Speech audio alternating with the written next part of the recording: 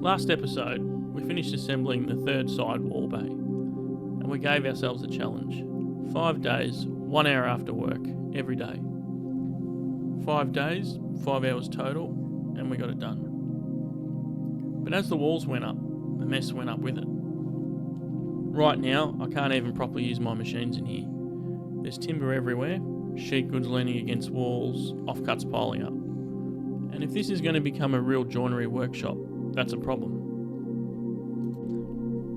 So instead of just pushing the mess around, we decided to solve it properly. We're building a 3x3 storage shed behind the Samurai Joinery Workshop. That way, all the excess materials, offcuts and overflow can live out there. And this space can start becoming what it's meant to be. So in this episode, we're setting up the formwork, preparing the ground and getting ready to pour a concrete slab for the new storage shed. It's not glamorous work, but it's necessary work. Because if the foundation isn't right, nothing that sits on top of it will be. Before anything else, we need to get the ground as flat as possible. Nothing fancy, just digging out the high spots and knocking it down to something workable. You don't need perfection at this stage, but you do need it reasonably level, because whatever mistakes you leave in the ground will show up in the slab. Once we were happy with the base, we started laying out the formwork timber. This basically becomes the mould that holds the concrete in place. We set up stakes along the outside and fixed everything off so the boards can't move when the concrete goes in. After that, it's all about levelling and squaring. We checked each side for level, then measured corner to corner to make sure it was square. If your formwork isn't square, your shed won't be square, and that's a problem you don't want to carry forward. At this stage, we're not rushing, this is preparation work. We don't actually even have the concrete delivery yet, but when it arrives, we want to be completely ready. The slab is going to support a 3x3 storage shed, similar to the main Samurai Joinery Workshop, just scaled down. This one won't be a working space, this is where sheet goods, long timbers, and all the overflow materials will live. Anything that creates clutter inside the workshop will move out here. Because if I want this workshop to function properly, I need space. And space just doesn't appear, you've got to build it. And this all brings us to the next step of the project, and that is building the next wall bay. But before I can do that, I have to clear space for it. This one's going to be framed around the side access door, so I need this whole section open. And this is the part no one really sees.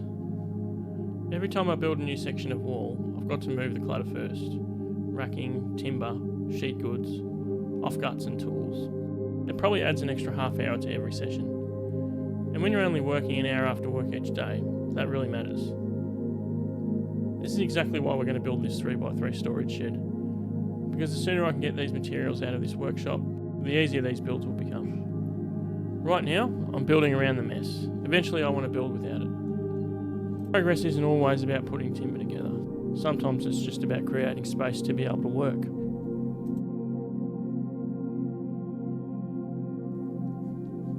With the space cleared, it's time to start preparing the fourth and final side wall bay.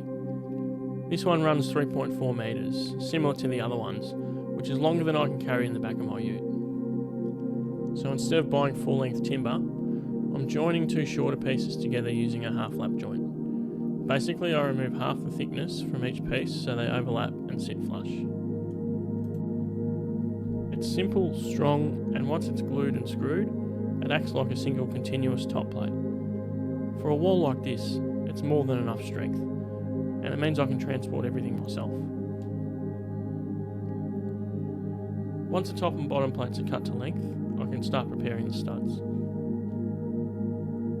For this particular wall bay, I'm assembling it with pocket hole screws. Each stud gets pocket holes drilled at both ends, so it can fix cleanly into the plates. It's quick, it's accurate, and it means I can assemble the whole thing flat on the floor.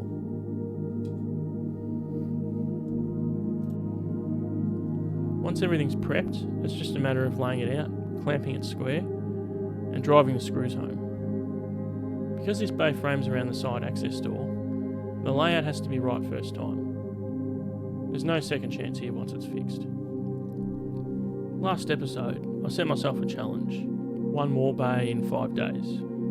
And that's 1 hour after work each night. And we got it done. So this one's no different really. I've got Monday to Friday, 1 hour after work, that's it. No full weekends, no big marathon sessions, just consistency. There's something really powerful about knowing that you can knock one of these up in a week. At the start of this build, it actually felt huge. Now it feels manageable. I'm starting to settle into a rhythm. Each section becomes its own little challenge. Finish it in a week, move on to the next. That's the routine at this stage. So pretty much focus on 1 hour after work every night and stack the progress. If I keep doing that, this workshop will inevitably get built. So it's not always about speed, it's about showing up.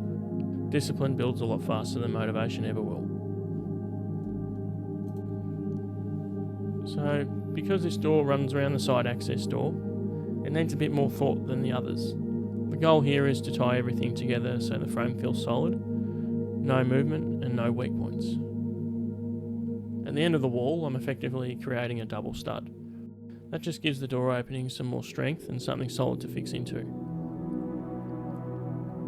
The top plate here runs continuously across the opening. That way the load transfers properly across the wall instead of stopping at the door frame. Above the door, I'm installing a header. This isn't just structural, it also gives me something to fix the cladding to later on. It's much easier to think about that now than to try and solve it once the walls are sheeted. Later on, I'll tie this into a small return wall near the roller door. That little section will get fixed down into the slab using masonry screws. Once that's locked in, the whole side becomes one solid structure. This wall is actually going to be pretty important once the workshop's fitted out. This side here will be the main walkway through the space. So I don't want heavy cabinets or deep storage along here. Moving sheet goods, long timber, full boards, that all needs clearance. If this area gets cluttered, the whole workshop slows down. What I'm thinking at the moment is some kind of tool wall. Shallow storage, organised, everything visible. Maybe chisels, hand tools and clamps, the stuff that I need to grab regularly.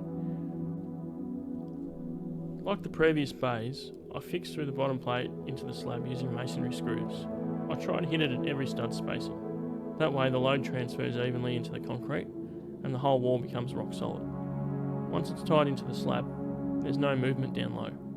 Then through the midsection, I tie it back to the steel purlin using ankle brackets.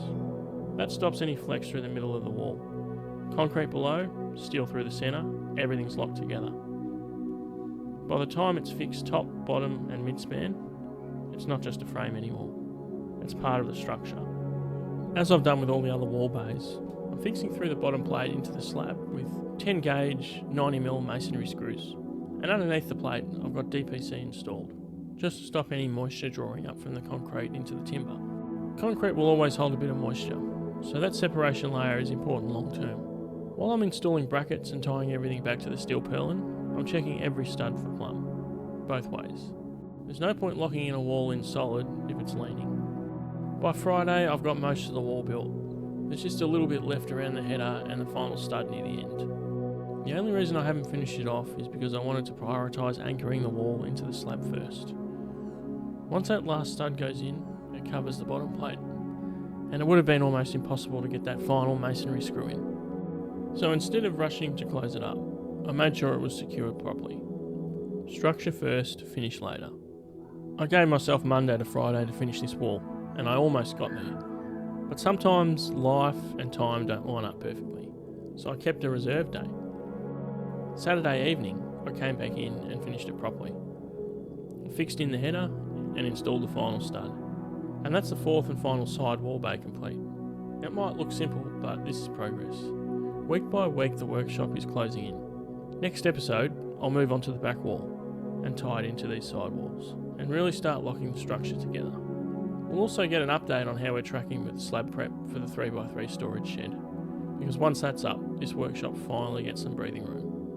One wall at a time, 1 week at a time. See you in the next one.